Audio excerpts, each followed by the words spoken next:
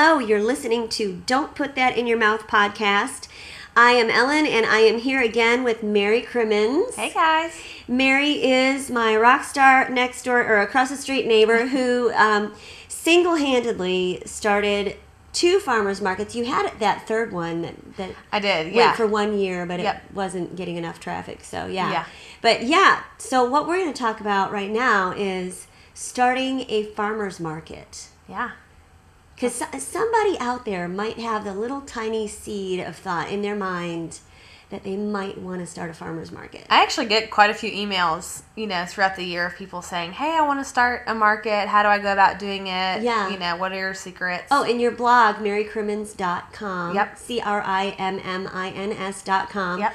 Have you ever done a blog post on starting a farmer's market? No, I was actually going to consider doing an ebook about it because I feel like Oh. it's so much information. Yeah. But it may be a small audience of people that are interested. Hey, you know what, though? I mean, if the outreach of it is so Yeah. far. I mean, it's like a little drop of water in the pond. It just Right. It radiates outward. So even if 25 people get motivated, think of the thousands of people Yep. that would be impacted by Absolutely. that. That's a great point. Okay, so tell me, when you started the farmer's market, what was the first thing that you did? It's so funny because when I started the market, I had no clue what I was doing. I mean, I read this book called Animal Vegetable Miracle by Barbara Kingsolver, which is a book about, it's kind of her 1-year journey on eating locally. And we were doing it through a book club, and that night we had the most attendance that we had ever had before to talk about local food. And I thought, man, this is really hitting on something that people are really interested in.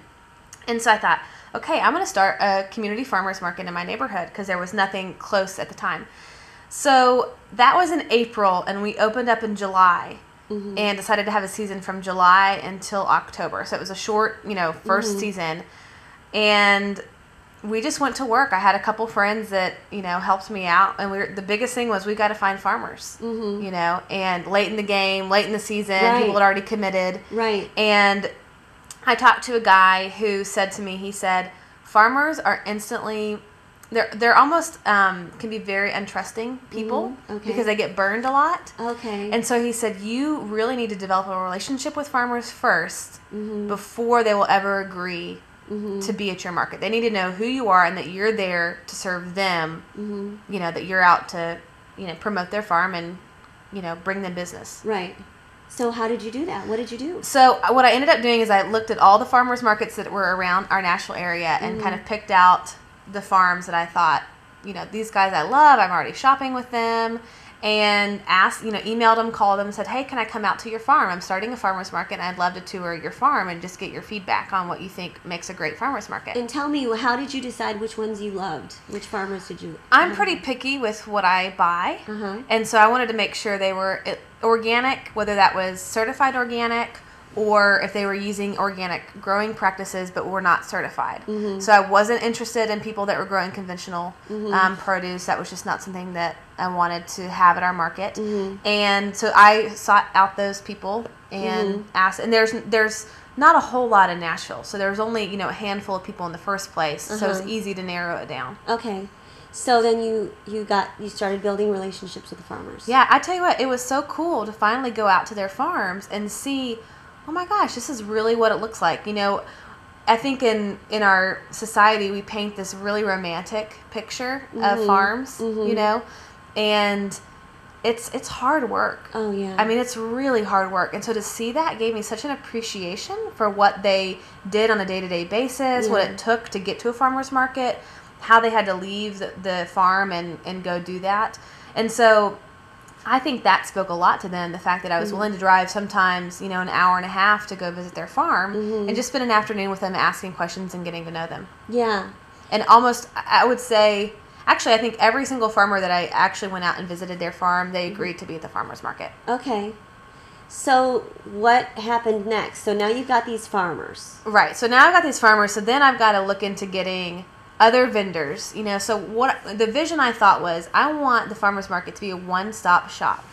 So we're so used to going to the grocery store, we can get, milk, bread, eggs, produce, and meat. I wanted that to be available for a farmer's market. So somebody could come to the market, get all of those things and not have to go to the grocery store afterwards. Right. So I looked for local bakeries. I looked for, local small businesses that were providing, jams and jellies, juice, other baked goods, eggs, local honey, trying to think of, a variety of different vendors and then ask them to join as well. And those people are typically more ready and willing to do a farmer's market than farmers are. So those people are usually easy to get. And farmers are just working hard. They're just they're on the farm. So that's one of the dilemmas of farmers markets, is it pulls the farmers off of the farm. Yeah. Or they have to pay somebody else to man their booth for them. Right.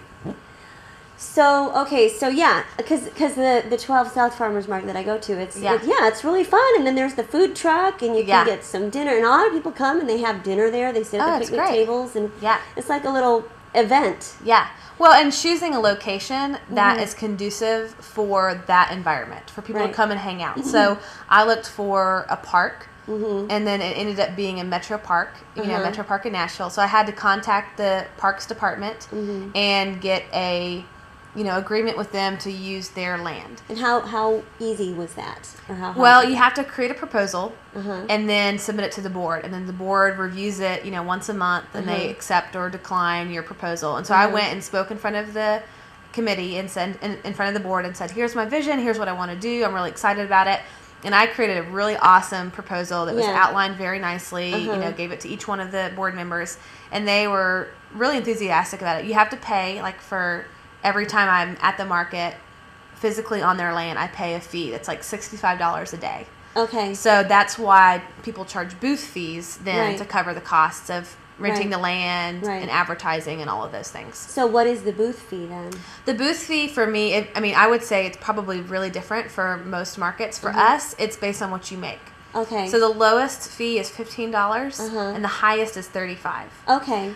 So if you make under $200, you're only paying $15 each market day. If you're selling over $600 worth of items, then you're going to pay that $35. Is it like a percentage or? Yeah, it's kind of like a 10%-ish based range. Okay. Yeah. Capping off at 35. Okay. And do most of the people end up? How much do most of the farmers? It really varies. A lot of the farmers will pay $35. The meat vendors always pay $35 because their products are higher priced. Ticket, yeah. And then a lot of the small, honey and jam and things like that, they're going to usually pay $15. Okay, so they're not really raking it in. They really don't. I would say the average somebody makes is probably $200, maybe $300. And that's just gross. That's without taking all their other expenses out of it. Travel time and setup time. And so how long, they're showing up at what time and they're breaking down at what time? Our market is 3:30 to 6:30. They show up at about 2:15 and break down about 7.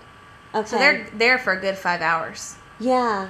So it was really not a lot of money.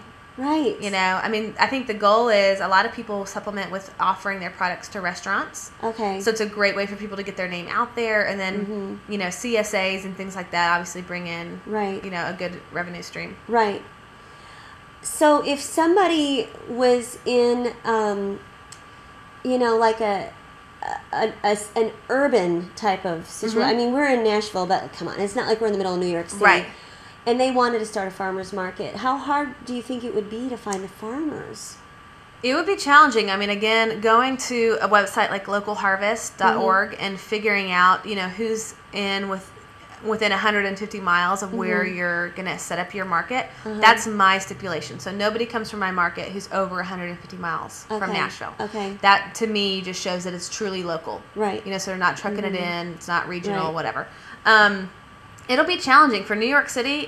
First of all, I think it would be really hard to start a market there because they've already got some great markets that are huge that run all week long. But research, and going out and visiting the farms and seeing, if this would be a legitimate person to bring into your market. Right. And start small. When I started the Woodbine Farmers Market, our goal was to have 8 vendors.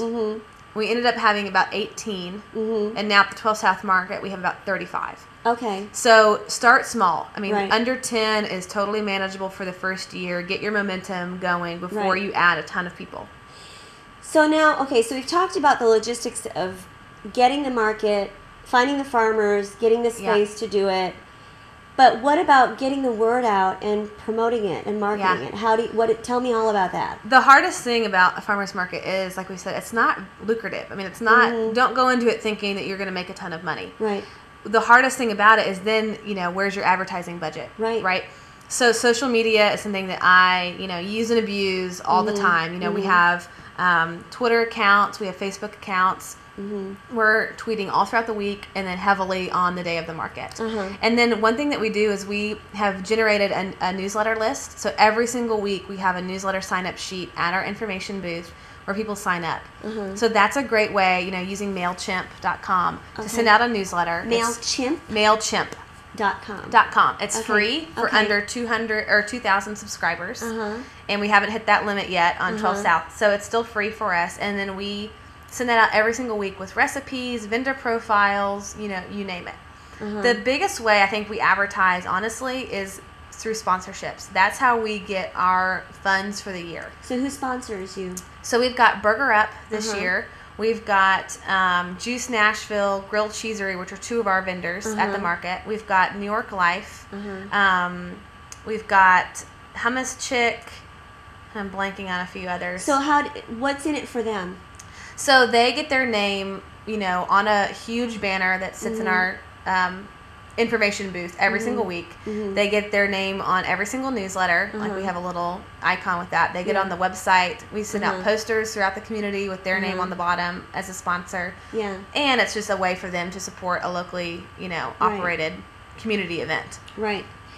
So, okay, so you needed like some graphic design, right? Graphic design is huge. Getting a website up is fantastic, which is easy to do through WordPress. You maybe get a template that costs you $30 and get that up and running. It doesn't have to be fancy. And you could probably get some clip art through something online. Oh, totally. Shutterstock has tons of stuff. Shutterstock, iStock Photo is another great one. Where did you get your...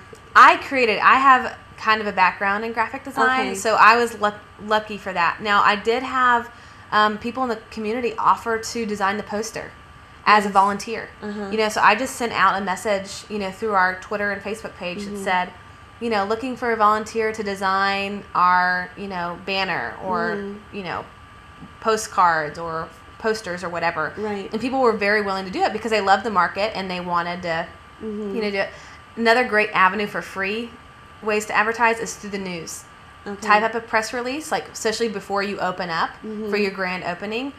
Every single year, I've got several news crews coming out, interview me as a market manager, interview vendors. It's awesome. It brings a ton of people out. And the news seems to be receptive to that? News, they're always looking for leads. They need something that's not depressing. Yeah, exactly. Yeah.